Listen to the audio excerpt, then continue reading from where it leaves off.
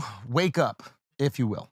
Is that fair to say? It's exactly 100% accurate, Andrew, because the 12th step of the system of recovery I believe in is having had a spiritual awakening as the result of these steps. It's about awakening, the suggestion being that you are in some kind of stupor. Now, that if it's alcohol or drugs, I suppose that's obvious, but we can all become spellbound through attachment. We can all find things to sort of hypnotize us. And this awakening is, an awakening to the reality of who you are in both its beauty, but also in its trauma and its flaws. And what about an awakening to like what existence is? I guess what I'm trying to say is like, I have certain friends who have woken up, if you will, and they got there because they experienced some traumatic shit maybe as a child or throughout their life, and they were incredibly depressed and sad.